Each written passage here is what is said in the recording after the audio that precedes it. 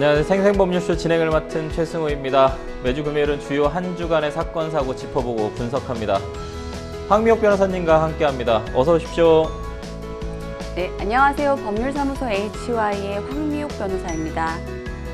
변호사님, 정말 매주 다양한 사건, 사고들에 대해서 좀 이야기 나누고 있는데요. 이야기를 나누다 보면 진짜 세상은 요지경이라는 생각이 드는데 변호사님 헤어의 변화와 같이 어떤 생각이 드시는지. 예, 매주 발생하는 일들을 보면 네. 참 우리 기자님들 심심하시지 않으시겠다 생각이 그럴 수 들고요. 있죠. 저도 요지경의 세상 속에 신경 변화를 일으켜서 싹둑 잘라봤습니다. 어떤 신경 변화가 있으면 여름이 너무 더우셨나요? 뉴진스의 한이가 너무 예뻐 보였습니다. 뉴진스 한이를 따라하신 분이시군요. MC님 표정이 너무 재밌네요. 제가 한이 팬들한테 또 제가 어떻게 해야 될지 몰라가지고 알겠습니다. 뉴진스 한이를 따라하신 우리 황미옥 변호사님과 오늘 방송 열심히 해보도록 하겠습니다. 지금 이 방송은 유튜브를 통해서도 실시간으로 함께 방송되고 있으니까요. 많은 시청 부탁드리고요. 유튜브를 통한 소통의 창구도 열어두겠습니다. 방송 중 궁금하신 질문들 올려주시면 저희가 답도 해드리니까요. 많은 참여 바라겠습니다. 여러분은 지금 생생법률쇼 함께하고 계십니다.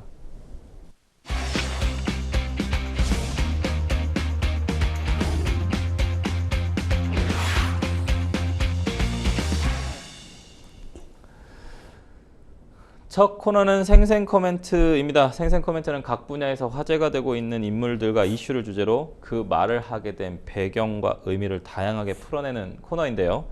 매주 금요일 한 주간 벌어진 사건, 사고에서 어떤 인상적인 코멘트가 나왔는지 분석해 보도록 하겠습니다. 첫 번째 생생 코멘트 누구의 어떤 말인지 볼까요? 누리꾼들이 돈줄 내주자. 돈줄 내주자. 뭔가 좋은 일인 것 같습니다. 돈줄 내주자. 이게 참 어떤 방송 TV 예능 프로그램에서 연결된 것 같은데 폐지를 수집하는 어르신들에게 라면을 무료로 제공하고 있다는 가게가 알려져서 훈훈함을 주고 있다. 그래서 돈줄 내러 가자라는 내용인 것 같습니다. 자세한 사연 좀 전달해 주시죠. 네, 지난 10일 한 온라인 커뮤니티에는 글이 올라왔습니다. 글 제목은 폐지 어르신께 라면 나눔하는 가게 함께 동참합시다라는 내용이었는데요. 칭찬합시다였군요. 보이시죠? 네. 공개한 사진을 보면 폐지 수집하시는 할머니, 할아버지 라면 무료로 드립니다 라고 문구 적혀 있고요.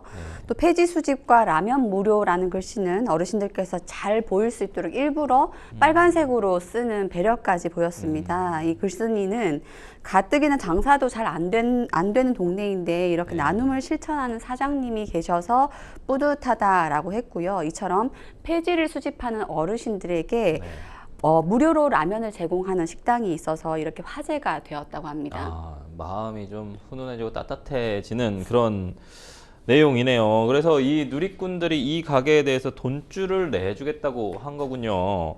저도 돈줄 내는데 좀 일조를 하고 싶을 만큼 공감이 됩니다. 이 어디 있는 가게인지 제가 좀 나중에 알아보도록 하겠습니다. 공감이 되는데 어떤가요, 변호사님? 예, MC님 말씀처럼, 변호사님 말씀처럼 이러한 사연을 접한 누리꾼들은 모두 사장님 일단 복 받으십시오 라는 훈훈한 혼담이 있었고요. 글만 봤는데도 사장님의 인품이 보인다라고 이야기했고 우리 모두 돈줄 내러 갑시다 라고 해서 칭찬과 호응의 글이 이어졌습니다. 특히 한 누리꾼은 저 가게 맛집인데 사장님 본인이 평소에도 음식에 대한 자부심이 대단하다라고 해서 또 다른 식당 자체에 대한 칭찬도 이어졌습니다. 심지어 맛집이기까지 하다고 하면 제가 꼭 가봐야 될 것 같습니다. 저 라면 참 좋아하는데 라면 먹으러 가도록 하겠습니다. 주변에 폐지를 줍는 어르신들 좀 자주 뵐 수가 있어요. 상황이다 만큼 좀 국가 경제가 좀 어렵고 그다음에 사회가 좀 어려워서 저소득층 어르신들 참 좀 어려운 상황인데 저도 얼마 전에 뉴스 봤습니다만 얼마나 많은 분들이 좀 폐지를 주어서 생계를 이어가고 있을까요? 예, 이 부분에 대해서 보건복지부가 9일날 전국 229개 시군구를 전수조사해서 조사해봤다고 합니다. 했더니 폐지를 주어서 생계를 이어가는 어르신들은 전국에 약 1만 5천 명 가량 있었다고 합니다. 이들은 폐지 수집 어른들은 평균 연령이 보통 78.1세 정도 된다고 하고요. 그중 여성 어르신이 55%에 달했고 전국 7,335개 고물상 중에서 폐지 수집 어르신이 거래하는 곳은 약 3,200개 정도, 즉 한 고물상당 평균 활동 인원은 4.6명 정도로 전수조사되었다고 합니다. 이분들의 소득 좀 네. 확인해야 될 것 같은데 네. 폐지 줍는 어르신들의 한 달 버는 소득은 네. 평균 76만 6천 원 정도라고 하고요. 평균 재산은 1억 2천 정도였다고 합니다. 소득 구간별로는 50만 원 내지 60만 원 정도의 소득이 제일 많았고 또 재산 구간별로는 2,500만 원 미만의 재산이다라는 부분이 25%로 가장 많았다라고 합니다. 네. 이 대부분의 어르신은 노인 일자리 사업에 참여 중이다라고 합니다. 기초수급자들이 좀 많으신 것 같고 실제로 아까 뭐 평균 재산 1억 2천이라고 얘기했지만 부채를 제외한 거니까 사실상 부채가 더 많은 경우들이 많을 것 같습니다. 그래서 실제로 좀 어려우신 분들 같고 폐지 가격이랑 고철 가격이 좀 올라갔으면 좋겠다라는 생각도 들 만큼 조금 과거에 비해서 많이 싸진 것 같아요. 그리고 중간 마진들을 워낙에 많이 남기다 보니까 사실은 이게 또 우리 또 젊은 층과 좀 비교할 수밖에 없는데 사실 고령층인데 일자리를 구하기 어려서 이런 노동으로 나가시는 분들이 계시거든요. 사회부조 관련된 부분에서 우리가 조금 미진한 부분들이 있는데 청년들의 어떤 쉬었음하고는 조금 다른 문제거든요. 그러니까 진짜로 일자리를 갖고 싶고 정말 일을 하고 싶은데도 불구하고 일을 할 수 있는 기술이나 이런 능력이 없어서 폐지를 주고 뭔가 고무를 짓고 이러는 부분들이 있기 때문에 조금 이런 부분들은 사회 부조적인 문제로 좀 받아들여야 될 부분인 거는 같습니다. 한편 매일 튀김기를 물청소하고 인증샷을 공개해서 누리꾼들 사이에서 돈줄 내주자는 반응이 쏟아졌던 치킨집, 실제 매출이 엄청나게 올랐다는 사연도 전해지는데요. 예, 이 주인공이 된 치킨집은 광주광역시 북구에 위치한 프랜차이즈 치킨집이었습니다. 네. 뭐 잘 아시는 프로그램이실 거예요. SBS 생활의 달인에 네네. 치킨집 튀김기 청소 달인이라는 프로그램 제목으로 소개가 네. 한번 된 바 있었는데요. 네네. 이에 이 사장님이신 박씨라고 할게요. 박씨분은 네. SNS에 튀김기를 청소한 사진을 꾸준히 매일같이 올렸다라고 합니다. 이렇게 네. 올린 온라인상에 올린 사진들이 사진 지금 나오네. 보시는 것처럼 빠르게 퍼지면서 튀김기 청소 사진이 최고의 홍보 효과를 냈다라는 반응이 나왔는데요. 깨끗한 치킨 저도 먹고 싶습니다. 그렇죠. 네. 청소 하나로 전국구 유명 인사가 달인되었다라고 소개가 된 바도 있고요. 네네. 뭐 아시다시피 기름만 깨끗해도 치킨 맛이 보장이 되지 않겠습니까? 네. 이러한 점 때문에 입소문이 나서 결국은 방송에 따르면 지난 5월에는 비록 매출이 불과 한 달 매출이 59만 4천 원 정도였는데 네. 7월 5일 3개월 만에 매출이 184만 원으로 3배로 껑충 뛰는 효과가 발생했다고 합니다. 네. 그래서 그 사장님께서도 굉장히 매출이 최악이어서 힘든 때가 많았는데 지금 매출이 많이 뛰었고 앞으로도 이러한 튀김만과 기름통 청소 앞으로 계속하겠다라고 하십니다. 양심적인 가게들이 잘 돼서 참 좋은 기사인 것 같은데 앞으로도 계속 청소 유지해 주신다고 하니까 저도 광주에 가면은 꼭 먹으러 가야겠습니다. 누리꾼들이 좀 감시자라고 한다면 좀 악플 같은 비난이 아니라 좀 응원하고 칭찬해 주는 모습, 이것이 좀 진정한 역할이 아닐지 요즘에 좀 설왕설래 좀 말이 많습니다만 어떻게 생각하시나요? 예, 이번 기사를 보니까 뭐 어린 시절의 생각도 많이 나는데요. 누리꾼들이 사실 경찰의 역할을 하기도 하고 뭐 네. 이렇게 칭찬의 역할을 하기도 하고 네네. 돈줄 내는 역할도 하고 있어서 글쎄요, 마냥 비난의 목소리로 말할 수도 없고 이제 순기능과 역기능을 잘 조화해야 되는 때가 아닌가 합니다. 이제는 좀 역할이 상당히 커지긴 했어요. 그렇죠? 방금 얘기해 준 것처럼 순기능도 있지만 역기능적인 부분, 뭐 사적 제재 관련된 부분이나 이런 부분도 있기 때문에 좀 잘 조절을 하기는 해야 될 것 같습니다. 저희는 첫 번째 생생 코멘트 마무리하고 두 번째 생생 코멘트 넘어가도록 하겠습니다. 두 번째 생생 코멘트는 누리꾼들이네요. 이것도 혹시 밑반찬 아닐까? 이게 어떤 상황일까? 이거는 나쁜 걸까요? 좋은 걸까요? 최근에 제주도에서 바가지 물가 논란이 좀 지속 제기되는 가운데 유명 관광지인 용두암 근처 해녀촌에서 해산물 모듬을 시켰다가 바가지를 썼다는 사연이 전해졌는데요. 좀 자세한 내용 좀 들려봐 주시죠. 예, 온라인 커뮤니티에 이런 글이 올라왔습니다. 네. 제주 도민도 속수무책이다. 아, 5만 원 해산물 바가지 이런 네. 글이 올라왔는데요. 네.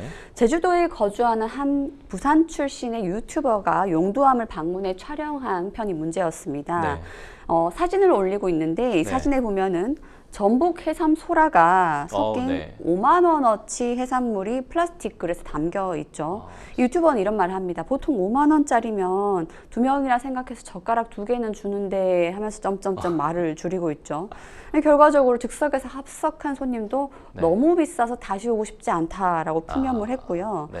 누리꾼들 본 반응은 이렇습니다. 네. 저렇게 5만 원이라고 하니 다시는 안 가지. 횟집 밑반찬 같은데 5만 원이냐라고 해서 굉장히 비판이 많았고요. 네. 결과적으로 성읍 해녀촌 해산물 성인 2-3명 가면은 웬만한 횟집 가격 나오니까 안 간다. 가성비 좋은 메뉴를 먹기 위해서 피땀 흘리는 제주 네. 자영업자분들만 피해를 보고 있다라고 해서 굉장히 비판의 목소리가 높습니다. 옛날에는 제주도 해녀촌에 가면 정말 가격이 싸고 양을 푸짐하게 줘서 많은 분들이 사실은 횟집보다는 바닷가에 있는 또 그 바다 물 찰랑찰랑하는 곳에서 그 해녀분들이 따온 음식을 그대로 또 자연산을 이렇게 먹을 수 있다는 게 큰 강점이었던 것 같은데 아까 그 손가락을 보니까 되게 진짜 작긴 작은 것 같아요. 손가락 크기랑 비교를 했을 때 상당히 좀 적게 준 것 같긴 합니다. 이런 부분에 대해서 5만 원이라고 하기엔 좀 양이 너무도라는 표현이 좀 그렇죠. 왜냐면 해녀분들이 또 고생해서 그날은 또 이렇게 많이 안 나왔을 수도 있잖아요. 그러니까 그렇긴 한데 빈약하긴 한데 변호사님 보시기엔 저 정도 양이면 얼마가 적당할까요? 글쎄요, 요즘에는 네. 관광의 개념도 있고 네네. 거기에서 아주 독특하게 체험했다라는 부분도 있기 때문에 뭐 그런 점은 감안해야 될 네. 것으로 보이고요. 진짜 이제 과거에는 여기서 싸게 먹을 수 있다는 것이었겠지만 여기서 독특한 체험을 하면서 먹는다라고 하면은 뭐 그런 부분까지 붙었다고 봐야 되고 네. 다만 굉장히 싱싱해 보여서 네, 좀 더 맞습니다. 푸짐했으면 좋겠다 네. 생각이 듭니다. 네. 아니 그 신선한 거는 알겠는데 뉴진스 한이라면 얼마 주고 먹을까요? 글쎄요, 일단 저는 성게를 좋아하기 때문에 예. 만약에 그냥 횟감인 생선이라고 하면은 이 정도면은 5만 원 생각할 수 있겠지만 네. 아시다시피 전복 해삼소라는 보통 우리가 일반적이죠. 곁들여서 먹는 네. 거지 않습니까? 네. 그러니까 밑반찬 아니냐 뭐 이렇게 생각이 나오는 거고요. 네. 글쎄요, 저는 5만 원이라도 먹을 것 같긴 합니다. 아 그래요? 아 역시 대기업 아이돌은 다릅니다. 네, 알겠습니다. 네. 바가지 논란 등 각종 문제로 제주를 찾는 내국인 관광객이 지금 많이 줄어들고 있거든요. 그런 상황에서 관광 불편 사례들이 온라인 등에 계속 제기가 되고 있습니다. 제주도의 유명 해수욕장에 가족과 함께 놀러 갔다가 갑질을 당한 사연도 있었어요. 예, 별도의 또 글이 올라왔는데요. 네. 제주 유명 해수욕장에 가족들이 놀러 갔다가 그 해수욕장에서 갑질을 당했다라고 네. 했고요. 해수욕장 편의점 근처에 있는 상해에서 평상을 빌렸다고 합니다. 네. 6만 원을 주고 빌렸는데 네. 이 문제는 그 평상에 앉아서 치킨을 배달해서 먹으려고 했더니 해당 업체가 자신의 가게와 연관된 업체가 아닌 다른 가게로부터 음식을 주문했기 때문에 이 평상 위에서는 못 먹소 이렇게 된 거죠. 네. 이거에서 이제 손님이 너무 어이가 없다라는 반응을 보이면서 웃돈을 주겠다라고까지 했지만 거절을 당했고요. 네. 결과적으로 이 가족은 호텔로 돌아와서야 배를 채웠다, 줄인 배를 채웠다, 움켜졌다라고 하는데 이런 부분에 대해서 글쎄요 여러 가지 이야기는 있을 수 있는데 좀 너무 과하지 않나 생각은 분명히 듭니다. 야, 평상 빌리는데 6만 원. 그냥 해변가 가면 먹으면 안 되나요? 그날 비가 왔나?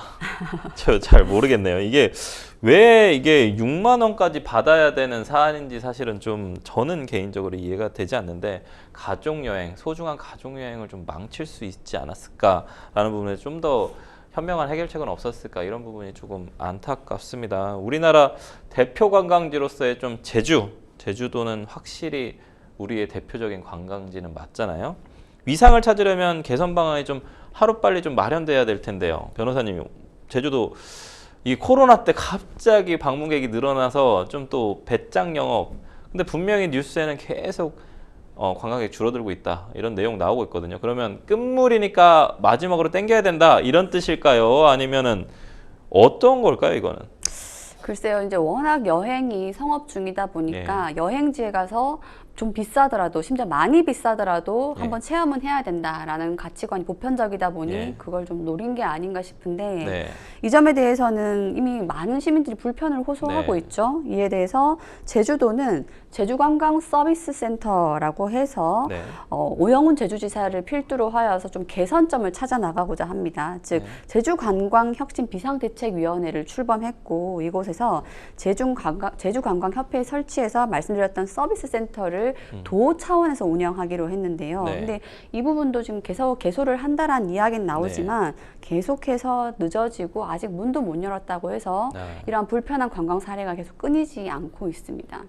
어쨌든 오영훈 제주지사가 뭔가 좀 개선안을 좀 마련하시긴 하셨는데 최대한 좀 빨리 뭔가 개선이 됐으면 하는 내용입니다. 저희는 두 번째 생생 코멘트 마무리하고요. 세 번째 생생 코멘트 넘어가 보도록 하겠습니다. 세 번째 생생 코멘트 내용 좀 볼까요? 택배 기사, 저희가 다뤘던 내용들이랑 비슷한 것 같아요. 못할 것 같아. 못할 것 같다. 뭘 하면 못할 것 같다 일까요? 경북 경산에서 비가 너무 많이 와서 배달을 못하겠다는 연락을 끝으로 실종된 40대 여성 택배 기사가 결국 숨진 채 발견되는 안타까운 일이 있었습니다. 저도 뭐 봤습니다만 변호사님 내용 어떤 건지 좀 경산 소방서와 경산 경찰서에 따르면 택배기사 A씨 여성은 수색 3일째인 오후경에 결국 문천지에서 사망한 채로 결국 발견되었다라고 하는데요. 앞서 지난 9일에 아침 오전 5시 22분쯤에 폭우로 불어난 물에 휩쓸려서 실종이 됐습니다. 실종되기 직전에 이 A씨는 직장 동료에게 전화를 했었는데 좀 전에 나왔던 것처럼 비가 너무 많이 와서 배달을 못하겠다라는 연락을 했었고요. 못할 것 같아라는 말을 끝으로 연락이 끊어지게 된 상황인 거죠. 말씀드렸던 것처럼 수색 3일째인 사망 상태에서 발견이 되었는데요. 경찰은 차량에 찍힌 블랙박스 영상을 확인했다고 합니다. 확인했더니 이 A씨는 자동차가 점점점 물에 잠기자 반쯤 잠긴 상태에서 차량 밖으로 나오는 것까지는 블랙박스로 확인됐다고 합니다. 그런데 추정컨대 차량에 물이 잠기자 바깥으로 나왔지만 결국 급류에 휩쓸려서 사망에 이른 것으로 추정하고 있습니다. 좀 안타까운 사고인데 이 실종된 택배 기사가 쿠팡의 일일 배달 기사인 카플렉스로 일하고 있었던 것으로 좀 확인이 됐습니다. 쿠팡 측은 다른 배송 노동자와 달리 이들에 대해서는 좀 산재보험 가입조차 하지 않은 것으로 나타나서 논란이 일어나고 있습니다. 말씀 주셨던 것처럼 카플렉스는 쿠팡과 직접 계약을 맺고 자신의 자동차를 이용해서 배송하는 노동 형태라고 합니다. 쿠팡에는 쿠팡 친구, 쿠팡 퀵플렉스, 쿠팡 카플렉스 세 가지 종류가 있는데 유독 쿠팡은 이 카플렉스에 대해서는 산재보험조차 가입하지 않은 것으로 이번 사건을 계기로 드러나게 되었는데요.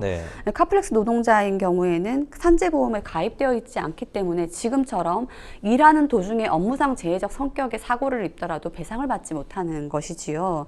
이에 대해서 쿠팡 관계자에게 질의를 했더니 즉 산재보험을 가입하지 않는 이유가 무엇인지를 물었더니 카플렉서는 정기적으로 업무하고 있는 택배기사와는 다르다. 자신의 자동차를 이용해서 희망에 따라서 소량씩 가끔 배달하는 정도이기 때문에 이러한 노동 유형으로는 산재보험 가입이 어렵다라는 답변이 돌아왔다고 합니다. 비정기적이라서 어쨌든 근로자성이 없다라는 내용인 것 같은데 쿠팡 측이 밝힌 입장 이게 맞는 걸까요, 변호사님? MC님 말씀 주셨던 것처럼 근로자성이 가장 문제인 거죠. 근로자성에 대해서는 개정된 산재보험법 취지에 따라서 근로시간이냐 혹은 전속성이 있느냐 혹은 근로계약을 작성했냐 여부를 다 떠나서 그 노무 제공의 성격, 즉 근로관계의 실질을 보아서 근로자성을 판단하는 것이 이제는 그렇죠. 확립이 되었죠. 이 때문에 전문가들은 쿠팡 측이 즉 카플렉서들은 산재보험 가입 대상이 아니다라는 부분에 대해서 네. 쿠팡이 오히려 산재보험법을 위반했을 가능성이 크다라는 의견을 보이고 있습니다. 실제로 로켓프레시 등 기한이 정해진 배송 업무를 똑같이 수행하고 있고 또 일하는 동안에 사업주인 쿠팡으로부터 지시 감독을 계속적으로 받고 있었다면은 네. 고용관계의 실질이 있다라고 보아서 근로자성 인정될 여지 충분히 있지요. 그러니까 뭔가 이게 지시 감독을 받지 않았으면 그 사람이 거기를 어떻게 갔을 것이며, 근데 왜 비 오는 날 꼭 그렇게 물이 불어나는 곳에 배달을 했어야만 하는지, 이런 부분이 조금 안타까운 부분인데 급하게 내놓은 좀 변명 같기도 합니다. 쿠팡 측에서 저는 좀 약간 그렇게 느껴지는 부분도 있는데, 지난 2011년하고 2016년에도 폭우 속에서 배송 업무를 하던 집배원이 사망하는 사고가 있었습니다. 재난 상황 시 배송 기사의 작업 중지 규정을 명문화해야 한다는 주장이 좀 제기되고 있는데, 이런 규정이 아직도 마련되지 않고 있다는 것이 전 개인적으로 지금 현대 사회 대한민국 2024년 대한민국에 말이 더 안 되는 것 같아요. 변호사님 어떻게 보시나요? 그 좀 전에 말씀드렸던 것처럼 로켓 배송 중에는 로켓 프레쉬라는 특별한 예. 상품이 있죠. 그러니까 아침 7시 전에 집 앞에 배달될 수 있도록 보장합니다라는 내용인데 이 제도의 편리함 때문에 소비자들이 굉장히 좋아하는 상황이죠. 그렇기 네. 때문에 지난 폭우 속 오송 참사도 있었죠. 그때 재난 상황에는 배송 기사의 업무를 중단시켜야 된다. 작업 중지 규정 마련해야 된다는 이야기가 있었지만 아직까지는 여론의 지지를 받지 못하고 있는 상황이라 국회에서도 움직이지 않는 상황으로 보입니다. 최대한 빨리 뭔가 대책 마련이 좀 필요한 부분이지 않을까. 우리가 한 명 한 명의 시민의 생명, 국민의 생명을 지키는데 정부가 해야 할 역할, 국회가 해야 할 역할들이 분명히 보이는 지점인 것 같습니다. 이 부분은 좀 명문화하시는 부분들이 좀 필요할 것 같습니다. 지금까지 생생 코멘트 만나봤고요. 저희는 뉴스픽스로 다시 돌아오도록 하겠습니다. 여러분은 지금 생생보물쇼 함께하고 계십니다.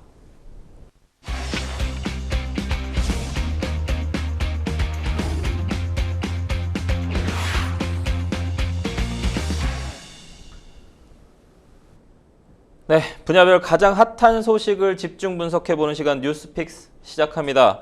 매주 금요일 주요 사건, 사고, 이슈들을 짚어보는데요. 뉴스픽스 오늘 만나볼 첫 번째 주제는 이번 주 내내 떠들썩한 주제입니다. 저번 주와는 또 다른 이번 주에 가장 떠들썩한 1000만 유튜버 쯔양 4년간 맞아 충격 고백입니다. 남자친구한테 4년간 맞았다라고 얘기를 했어요. 구독자 1100만 명을 보유한 한국인이 가장 좋아하는 먹방 유튜버죠. 맞습니다. 먹방 유튜버로 꼽히는 쯔양이 오랜 기간 협박을 당해왔던 사실을 공개했습니다. 정말 충격적인 소식이었습니다. 예, 맞습니다. 먼저 쯔양의 입장부터 확인을 해보죠. 11일 오전에 쯔양이 운영하는 유튜브, 개인 유튜브 채널에서 모두 말씀드리겠습니다 라는 내용의 영상을 공개했죠. 라이브 스트리밍 방송을 했는데요. 이때 쯔양이 말씀 주셨던 것처럼 4년에 걸쳐서 남자친구로부터 굉장히 폭행과 협박을 당한 사실을 이야기했고요. 무엇보다도 방송에 따른 정산금을 제대로 받지 못해서 그 피해 금액이 최소 40억 원 정도로 추산된다라고까지 이야기했습니다. 방송에서 이런 이야기를 합니다. 전 남자친구와는 대학 휴학 중에 만났었고 교제 당시에 여러 가지 폭력적인 면모가 보였기 때문에 교제를 중단하고자 했으나 남자친구는 불법 촬영 동영상이 있다. 그 동영상을 유포하겠다.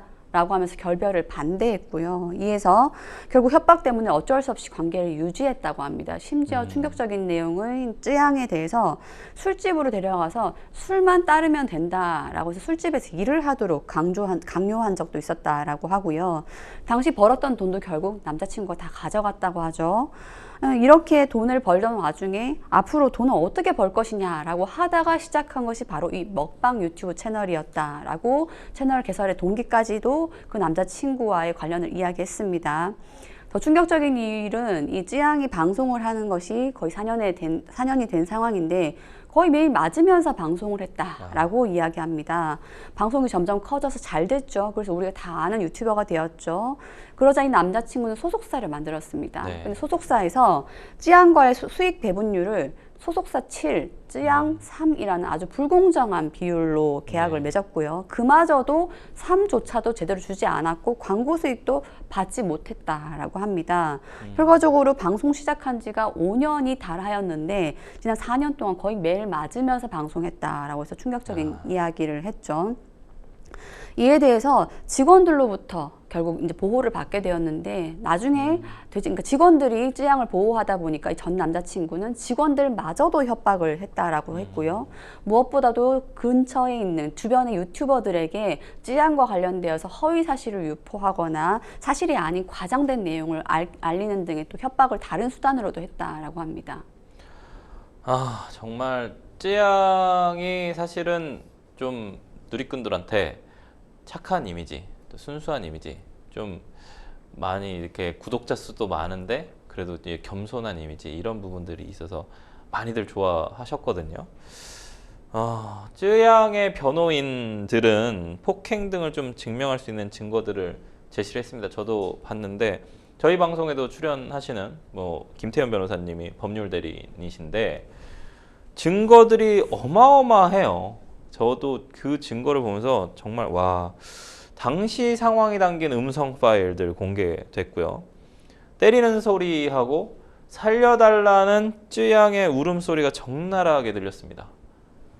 어떻게 이런 일이 실제로 있나. 특히나 1100만 유튜버인데요. 뭐 거의 연예인급이지 않습니까? 이런 마음까지 좀 듭니다, 변호사님. 예. 이러한 전 남자친구에 대해서 중형에 처해야 된다라는 여론이 일어나는 건 그렇죠. 당연한데요. 네.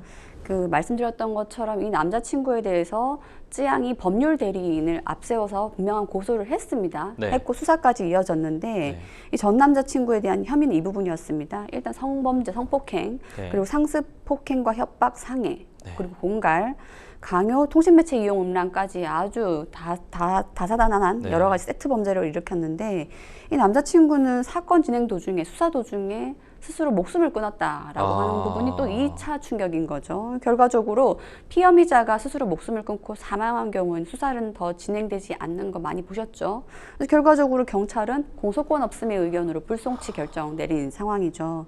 말씀 주셨던 그 충격적인 피해 영상과 피해 녹음에 대해서는 저는 아직 확인은 하지 못했는데 그 이야기 나오는 기사들을 보면은 음성 파일이 거의 3,800개가 넘는다라고 네. 하죠. 그리고 굳이 따지지 않아도 수시로 쯔양이 맞은 모습이 많이 노출이 되었다라고 하는 상황이어서 어찌되었든 가해자에 대한 처벌은 되지 않으니 민사적인 부분이라도 고민해야 되지 않나 생각됩니다. 이게 뭐 두려워가지고 사실 신고도 못하고 계속 참고서 여기까지 온 것 같은데 한 그 피해본 금액이 한 30억에서 40억 정도 된다고 제가 들었습니다. 근데 소속사 대표가 숨지면서 공소권 없음 처분이 되면서 결국은 뭔가 처벌도 안 되고 민사소송 통해서 이제 뭐 돈을 받을 수 있을지 없을지 모르겠지만 벌써 탕진했을 것으로 좀 예상되는 부분도 있어서 이게 참 안타깝습니다. 이거 보상 실제로 못 받는 건가요? 그 소속사 대표가 쯔양으로부터 갈취했던 그 금전적 이익을 어떻게 보관했는지 말씀 주셨던 것처럼 다 소비했다고 하면 의미는 네. 없는 상황이고요. 네.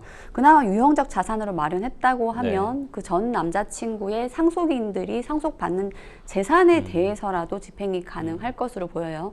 이건 구체적인 부분은 결국 민사적인 부분인데 형사적인 부분은 어찌되었든 종결이 된 상황이고 네. 손해배상, 못 받은 정산이익금에 대해서 나머지 절차 진행해야 될 것으로 보입니다. 제가 뭐 어제 봤을 때 보면 이제 법률 대리인들이 나와서 어느 정도 일부분은 뭐 받았지만 결국은 이제 전체를 배상받지는 못했다 이런 부분인데 이 사건이 이제 쯔양은 어찌됐든 자신이 이제 위협받는 상황에서 좀 벗어나서 좀 당당하게 나와서 이제 시청자분들한테 또 얘기를 했었던 것 같아요. 구독자들한테 얘기를 좀 한 것 같은데 이게 다른 방향으로 지금 튀고 있습니다. 이 사건이 레카 유튜버들 일명 레카 유튜버들이라고 해서 이 사건을 빌미로 쯔양의 돈을 갈취하고 협박해 왔다라는 사실도 좀 폭로가 됐는데 수억 원을 뜯어내려고 한 녹취록도 공개되기도 하고요.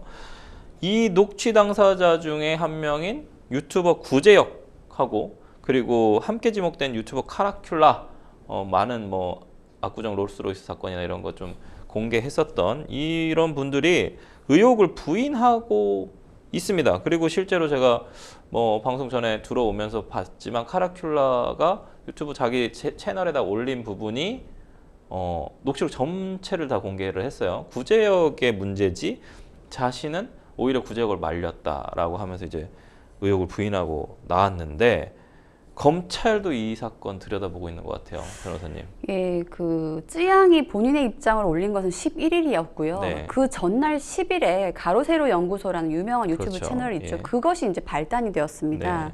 네. 10일에 올라온 가세연이라고 표현하겠습니다. 네. 가세연에는 그런 이야기를 합니다. 유튜버들이 네. 이야기하기를 레카 연합으로 알려진 일부 유튜버들이 네. 찌양의 과거를 공개하지 않는 조건으로 거액의 돈을 받았다라는 의혹을 제기를 했습니다. 네. 이 상황에서 그 레카 연합으로 지목된 사람이 바로 카라큘라와 구제혁이라는 유튜버인데요. 네. 이것은 실제로 그 녹취가 좀 공개가 됐는데 그 가세연이 공개한 녹취에 따르면 이 두 네. 사람은 그런 얘기를 합니다.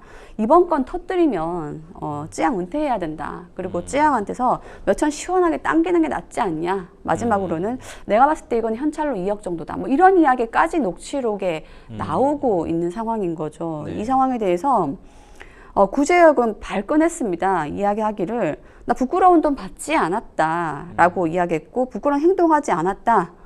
그리고 또 찌양님의 이칠 권리를 지켜드리지 못해 죄송하다라고 해서 굉장히 오묘한 답변을 합니다. 돈은 받긴 받았다는 것 같은데라는 생각을 들게 하고 또 이상하게 찌양의 이칠 권리를 이야기한단 말이죠. 묻고 싶다는 얘기죠. 그런 얘기를 하면서 무슨 뜻이야 라는 갸우뚱하게 한 이야기를 하죠.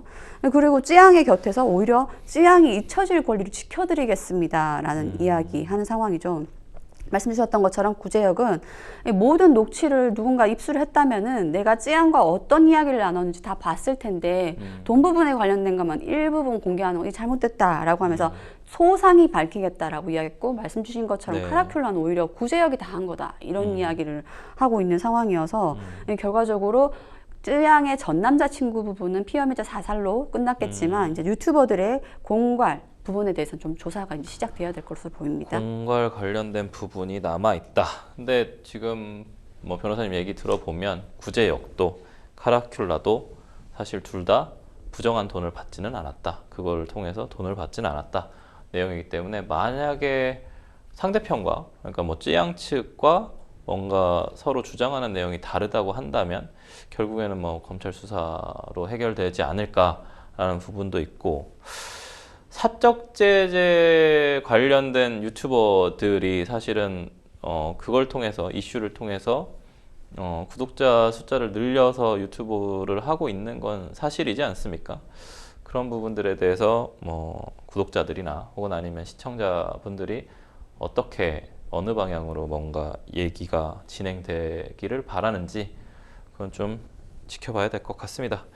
가장 안타까웠던 것은 저는 아까 얘기 들으면서 이제 쯔양의 전 남자친구 소속사 대표가 성폭행에 이제 뭐 통신매체 이용 음란죄 그다음에 뭐 공갈도 있을 거고 상습 폭행 이런 것들도 있는데 거의 조폭 수준에 거의 가까운 무차별적인 좀 안타까운 가해를 좀 가했습니다. 근데 시청자들이 이제 좀 찾아봤더니 이 가운데 과거에 멍자국 등 몸에 상처 나 있는 쯔양의 영상들이 좀 재조명되고 있습니다. 쯔양 쪽 얘기에서는 얼굴은 안 때렸다. 근데 몸을 매일같이 때렸다라는 얘기가 있었거든요. 이게 뭐 상당히 큰 상처로 오랫동안 지속될 것 같아요. 이 일을 아무도 눈치채지 못했다는 거 항상 웃으면서 정말 밝게 방송하던 사람이라서 그게 되게 안타깝습니다. 미안할 정도입니다. 변호사님. 네, 말씀 주신 것처럼 이번 사건이 불거지고 밝혀지자 오히려 영상을 봤던 유튜버들은 눈치채지 못해서 미안하다라는 입장까지 보이고 있는데요. 아니나 다를까 이러한 영상이 계속 하나 둘씩 계속 보이는 거죠. 이 보면은 멍자국 등 몸에 상처가 나 있는 쯔양의 영상들이 굉장히 많다는 걸 이제서야 알게 된 거죠. 과거의 쯔양의 영상을 되짚어 보면 폭행의 흔적으로 추측되는 상처들이 굉장히 많은 상황이죠. 사실 여느 일반인에게 이렇게 많은 상처는 잘 안 나옵니다. 보신 것처럼 반소매 티셔츠에 팔이 보이는 의상인데도 멍자국이 있거나 밴드, 파스 등이 붙어 있거나 너무 많다는 거죠. 당시만 하여도 구독자들은 팔에 멍은 왜 생겼나, 다치지 말고 맛있는 음식 많이 드시라라고 해서 걱정 반 이야기를 했었고, 또 의뢰껏 먹방 유튜버이다 보니 뭐 요리 도중에 되거나 다쳤겠거니라고 생각을 했던 거죠. 그런데 이번 전 남자친구의 아주 가혹한 행위가 밝혀지고 나니 결과적으로 전 남자친구로부터 매일같이 폭행당하는 흔적이 아닌가란 추측성 이야기까지 나오는 것이고요. 물론 정확한 인과관계나 행위 사실이 밝혀진 건 아닙니다만은 매일같이 맞았다는 쯔양의 진술과 무관하진 않아 보입니다. 저는 그런 의심도 좀 들어요. 이게 먹방 유튜버니까 진짜 먹고 싶어서 먹는 걸까라는 생각도 갑자기 또 듭니다. 혹시나 전 남자친구가 시켜가지고 먹었던 건 아닐까라는 그런 의혹도 전 개인적으로 좀 드는데, 그건 아니었으면 좋겠고, 앞으로도 뭐 우리 시청자분들을 위해서 정말 맛있게 많이 이렇게 잘 먹어주셨으면 좋겠고, 그게 만약에 본인이 하기 싫어서 하시는 거라면 그만하셔도 될 것 같습니다. 쯔양의 사건으로 인해서 교제폭력의 심각성이 도마 위에 좀 올랐습니다. 교제폭력 사회문제 된 지 정말 오래됐습니다. 데이트폭력도 마찬가지입니다만 아직까지 속마음왕이 쳐버린 게 좀 큰 구멍 아닐까요, 이게? 네, 우리 법률 방송에서도 거의 금요일마다 교제폭력 이야기가 그렇죠. 나오는 예, 것 예. 같아요. 이미 심각성이 심각성이 좀 많이 올라왔죠. 네. 한국 여성변호사회 인권이사에 따르면 교제폭력 범죄는 협박이나 폭행의 아주 가벼운 사건을 시작됩니다. 물론 네. 다른 사건에 비해서 가볍다는 뜻입니다. 네. 그렇게 시작해서 결과적으로는 살인 등 강력범죄로 끝이 나다 보니 시작할 때부터 막아야 되는 부분에 대해서 이거 다 경종을 울려야 되지 않냐라는 것이죠. 처음에 시작되었던 협박죄나 폭행죄는 피해자가 와서 저는 처벌을 원치 않습니다. 즉 처벌 불원의 의사만 표시하면 사건이 끝나버립니다. 반의사불벌죄이기 때문인 거죠. 네. 그러다 보니 초기 단계부터 가해자가 오히려 피해자에게 처벌 불원한다고 해 라고 해서 강요하는 경우가 많고, 또 남모르는 사이에 발생한 것이 아니라 계속 교제 도중인 상황이기 때문에 지속적으로 만남이 이어진다는 것도 사태를 심각하게 만드는 것으로 보여요. 네. 이 때문에 과연 교제폭력 이대로 놔둬도 되는가, 특별법까지 마련해야 되는 것이 아닌가라는 이야기까지 나오는 상황인 거죠. 네. 저는 우리가 이제 뭐 잊혀질 권리 얘기하지 않습니까? 그런 것처럼 정말 뭐 교제폭력 많이 보면서 헤어지고 싶은 권리, 헤어질 권리, 명시 좀 했으면 좋겠고요. 사실은 적극적으로 자신이 만나고 싶어하는 적극적 자유보다는 내가 만나고 싶지 않을 때 만나지 않을 수 있는 소극적 자유, 이사야 벌린이 얘기한 소극적 자유가 상당히 중요한 세상이 됐다. 그래서 그런 부분들에 대해서 명시적으로 헤어질 수 있는 권리를 좀 법문화시키는 것이 필요하지 않을까라는 좀 생각이 됩니다. 가정폭력법 적용하는 거에 대해서는 어떻게 보시나요? 예, 아주 좋은 말씀 주셨는데요. 네. 그 헤어질 권리, 헤어질 것을 선택할 수 있는 권리를 가정폭력법이 좀 규정을 하고 있죠. 네. 피해자 보호명령 청구라는 제도를 아주 좋은 제도를 네. 두고 있는데, 네. 즉 경찰을 설득하지 않아도, 검찰이 청구해주지 않아도 피해자 개인이 사적 권리로서 피해자 보호명령 청구라는 소를 제기를 네. 할 수가 있습니다. 그 소송에서 승소하게 되면 결과적으로 가해자로부터 아무런 통신상 연락받지 않고 접근받지 않을 아주 좋은 권한을 획득하게 되는 것인데, 문제는 뭐냐면 가정폭력인 경우에만 적용된다는 거죠. 그 네. 법령은 가정폭력을 서로 결혼하거나 네. 결혼하지 않아도 사실혼까지는 되는 그런 경우에만 적용을 하기 때문에, 말씀 주신 것처럼 교제하는 관계인 경우에는 이 피해자 보호 명령 청구라는 권리를 행사할 수 없다는 한계가 있는 것이죠. 이 때문에 해외에서는 결혼 예정자나 교제 관계인 경우도 확대 적용한다라는 이야기도 있고, 또 우리 네. 국회에서도 교제 관계에 대해서 특별한 법령을 규정하자는 발의도 되고 있는 것으로 알고 있습니다. 네.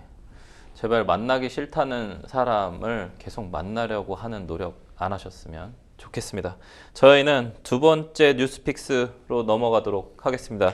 두 번째 뉴스픽스 주제는요, 분당 흉기난동 최원종 재판 유가족 사형 원한다입니다. 지난 10일에 분당 흉기난동 사건으로 1심에서 무기징역을 선고받은 최원종의 항소심 마지막 재판이 열렸는데요. 이날 공판에서 유가족들은 절절한 호소가 재판장을 가득 메웠다고 하죠, 변호사님. 예, 지난해 8월 3일 성남시 분당구 서현역 AK 플라자 앞에서 흉기를 난동했고 결과적으로 이 사건으로 김혜빈 씨 여성과 그다음에 이희남 씨 여성 2명이 사망을 했죠. 예. 이번 항소심 공판에서는 이 2명의 사망자의 유족들이 직접 출석했고 재판부의 특별한 배려로 이날 피해자 유족 측에게 발언 기회가 제공되었다고 합니다. 네. 김혜빈 사망자 20세였다고 하죠. 이 사망자의 유족인 어머님은 법정에서 여러 가지 이야기를 했죠. 이 이야기를 들은 법관조차도 눈시울을 붉힐 정도였다고 네. 했었고요. 또 65세에 사망한 이희남 씨의 배우자도 법정에 출석해서 여러 가지 영영 이별하게 된 배우자로서 애통함을 이야기를 했다고 합니다.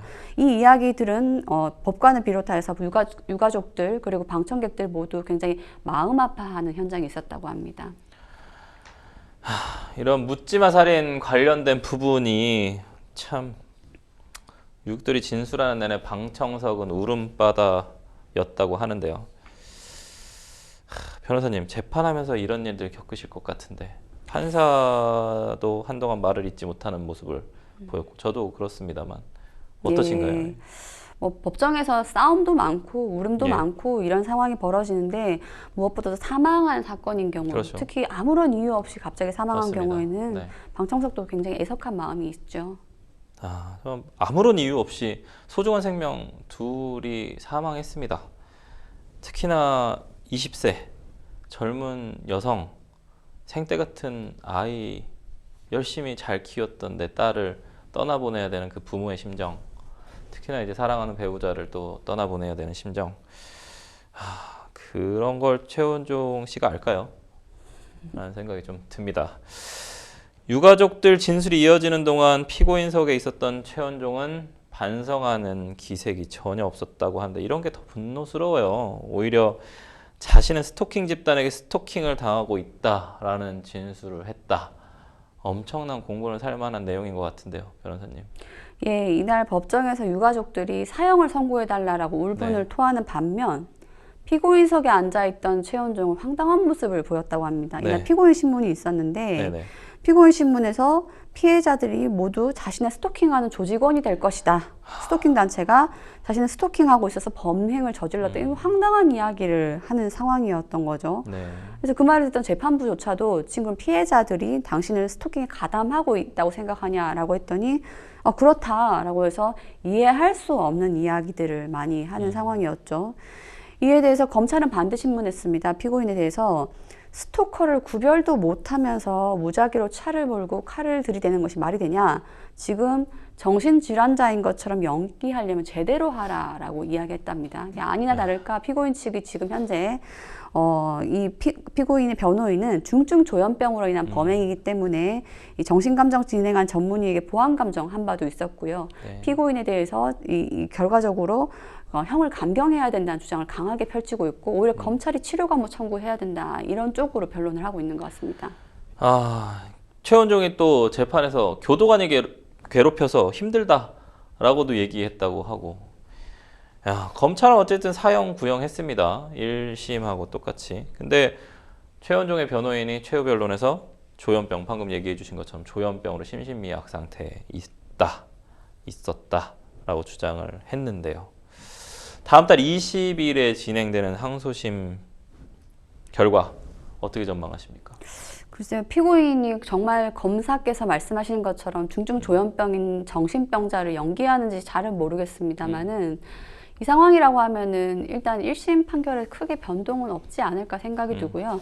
법정에 나왔던 피해 유족들 대부분이 사형에 처해달라는 강한 입장을 보였고 네. 또 이 부분에 대해서 검사께서도 맞아요. 피해 유족들의 법정에서의 방청석에서 진술을 하나도 빠지지 않고 다 원용하겠다, 항소 이유로 원용하겠다고 하면서 네. 사형을 구형했기 때문에 글쎄요, 지금 상황에서 사정 변경이 없는 이상 좀 달라지긴 어렵지 않나 조심스럽게 예측합니다.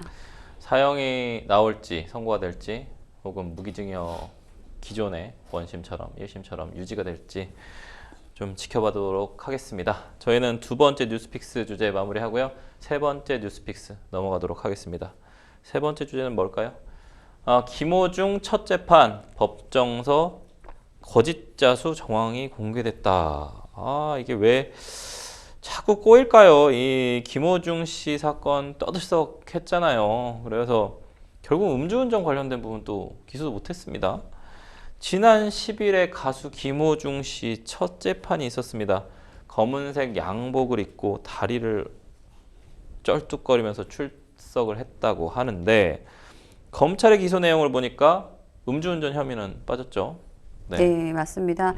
김호중 씨는 지난 5월 9일 서울 강남구 압구정로에서 술을 마시고 차를 몰다 중앙선을 침범해 맞은편의 도로에 있던 택시와 충돌해 사고를 일으켰고 그 즉시 달아나서 자신의 매니저에게 거짓 자수를 하라고 한 혐의로 구속 기소됐고요. 네. 이 때문에 우리나라가 들썩들썩했죠. 많은 분들을 술렁이게 했던 사건이었는데 이 김호중 씨의 첫 재판이 열렸습니다. 근데 봤더니만 기소 내용을 보니 음주운전은 빠져 있어요. 즉 특정범죄 가중처벌에 관한 법률 위반, 위험운전 치상, 도주치상까지 그렇죠. 됐고 그리고 네. 사고 미조치 들어갔고요. 네. 그다음에 범인 도피교사 네. 들어간 상황인데 네. 여기에 음주운전의 혐의는 빠진 상태로 기소가 된 상황이죠. 이때 김호중 씨는 검은색 양복을 입은 채 법정 출석했고 한쪽 네. 다리를 저는 모습을 가졌다고 해요. 네. 이 부분에 대해서 음주운전이 왜 빠졌냐라고 의아하는 부분도 많은 상황이죠. 그만큼 네. 강남경찰서가 주력을 다한 부분 아니었겠습니까? 변호사님은 뭐 당연히 아시겠지만 저도 뭐 위드마크 공식이나 관련된 음주 사건들 많이 처리를 해보면 이 부분은 명확하게 음주를 했다, 음주 측정 수치, 구체적 수치가 나오기가 좀 어려운 부분이라서 빠진 것 같은데 사실 이 음주운전 혐의가 들어가면 특가법 관련된 부분이 형량이 엄청나게 올라갈 수 있지 않습니까? 이게 빠진 것이 형량에 어떤 영향을 좀 미쳤을까요? 이 음주운전이 빠진 부분 잠깐 좀 짚고 가면 강남경찰서 경찰 수사관 분들이 위드마크 공식 적용해서 그러니까 지금 측정한 값이 이만큼이니까 역추전하면은 그렇죠. 사람의 몸에서 알코올이 빠지는 속도를 봤을 때 그 사고 발생 시점에는 이 정도의 혈중 알코올 농도다라고 추측하는 절차인 건데 뭐 잘 아시다시피 당시에 김호중 씨가 중간에 맥주를 마셔버렸지 않습니까? 인과관계를 다 흐트러뜨리고 추산을 못하게 만들어버렸죠. 네. 그러고는 와서 측정했기 때문에 음주 측정 거부는 아닌 상황이 뭐 이렇게 돼버린 상황이었는데 음주운전 혐의를 입증하면 좋았겠지만 경찰은 송치했습니다. 근데 검찰은 도저히 음주운전으로 기소가 어렵다라고 해서 공수사실에 포함을 하지 않았는데 무엇보다도 일단 위험운전 치상으로 일단 기소가 된 부분에 좀 만족해야 될 부분이고 경찰 측이 그때 굉장히 주력을 했었음에도 불구하고 음주운전 좀 무리가 아니겠나 법률적 인과관계가 어렵지 않겠나라고 예측했는데 역시나 기소는 좀 어려웠던 것 같습니다. 그렇군요. 음주에 준하는 상황에서 차를 탔고 차를 치고 나서 그러니까 뭐 시민들을 치고 나서 조치 없이 뺑소니를 했고 또 그 이후에는 범인 도피 교사 혐의까지 있습니다. 이렇게 여러 가지 혐의가 있는데도 불구하고 첫 재판이 13분 만에 끝났습니다. 이 부분에 대해서 시청자분들 조금 의아해하고 있어요. 13분 만에 끝났습니다. 어떤 이유입니까? 재판에서 이제 결과적으로 가장 주범은 피고인 김호중 씨라고 봐야 되는데 네네. 김호중 씨는 첫 재판에서 가장 중요한 부분, 즉 검사가 기소한 혐의 사실을 다 인정하느냐 부분에 대해서 아직은 검사 측이 제출한 신청한 증거에 대해서 기록을 못 봤다라고 해서 결과적으로 차회기일의 인부를 밝히겠다라고 했고요. 결과적으로 인정신문, 즉 이름과 직업을 묻는 정도 단계까지만 했는데 직업에 대해서는 아시다시피 가수입니다라고 밝힌 것으로 나왔고요. 다만 김호중 씨와 다르게 소속사 대표인 김광득 대표와 나머지 여죄를 범했던 나머지 피고인들에 대해서는 인정 사실까지 다 확인했는데 대부분의 피고인들이 다 범행 사실을 인정한다라고 밝혔다고 합니다. 김호중 씨 상당한 팬덤이 있어요. 그 중에서는 법정에 어머니라고 사칭한 여성이 현장에 등장을 했었고 또 팬들이 재판 현장에서 탄원서 수백 개를 재판부에다가 냈습니다. 이런 거 영향이 있을까요? 알려진 바로는 기소된 재판부에 지금 현재까지만도 팬들이 탄원서 110 건을 제출했다라고 네. 하죠. 게다가 지금 김호중 씨 측이 기록을 복사 못했다고 해서 네. 차회기의 임무를 밝히게 되어서 사건이 조금 연기가 되게 되었는데 네. 이 과정에서도 팬들이 굉장히 활동을 하실 걸로 보입니다. 영향이 없다고 볼 수는 없죠. 이거 뭐 강하게 다퉈보겠다라는 내용처럼 또 사실 또 들리기도 해요. 그러지 않았으면 좋겠는데요. 어쨌든 좀 귀추를 좀 주목해 보도록 하겠습니다. 생생보물쇼 어느새 마칠 시간이 다 됐습니다. 오늘 함께 해주신 황미옥 변호사님 고맙습니다. 네, 방송이 끝나더라도 상담 접수는 계속되니까요. 변호사들에게 무료 상담 받고 싶으신 분들은 상담전화 02-557-8295번으로 연락 주시거나 평일 오전 9시부터 오후 6시까지 연락 주시고 법률방송 홈페이지 내에 있는 법률상담 클릭 또는 아래 하단으로 나가고 있는 이메일로도 접수해 주시기 바랍니다. 생생법률쇼 오늘 이만 인사드리도록 하겠습니다. 시청해 주신 시청자 여러분 고맙습니다.